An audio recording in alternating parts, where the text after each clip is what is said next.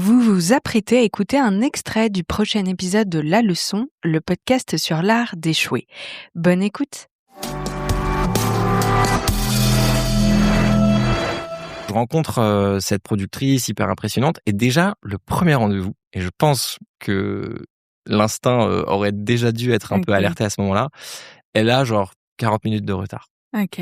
Et c'est bête, mais je trouve que le retard, évidemment, il y a des imprévus dans la vie, il y a des métros qui marchent pas, il y a des problèmes d'accidents sur la route, il y a évidemment. Mais là, je sais de source sûre, parce qu'elle était encore avec son rendez-vous précédent, qu'elle sortait du déjeuner. Et je pense que le retard, c'est vraiment un moyen. 10 minutes de retard, c'est ok, tu vois. Mais quand tu commences à mettre 40 minutes de retard à ton rendez-vous, pour moi, c'est aussi un moyen de palper déjà un peu le rapport que tu as à l'autre, la faille potentielle narcissique, parce qu'en fait, ça veut dire que tu te dis que l'autre peut t'attendre sans que ça soit un problème. Et aussi, je trouve que voilà, ça laisse découler un peu les vraies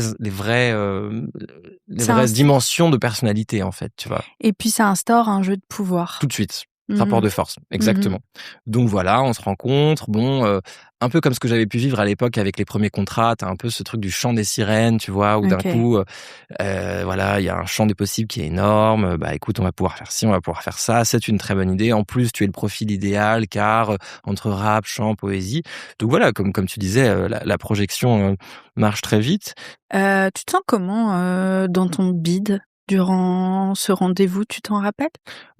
En réalité, assez mal, parce que déjà, j'ai pas apprécié, tu vois, le retard, mais bon, après, tu te dis, limite, en fait, je m'écrase un peu en me disant non, mais c'est normal, de toute façon, c'est une grande productrice, c'est normal d'attendre. C'est un peu comme l'image qu'on peut se faire dans les films américains de cette espèce de rapport de pouvoir avec les gens qui vont pouvoir te donner accès à ton rêve. Donc tu te dis bon, ça fait partie du principe.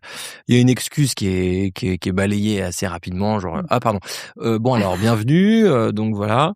Et en fait, elle me présente aussi ses associés qui sont tous pareils, des pontes dans leur univers.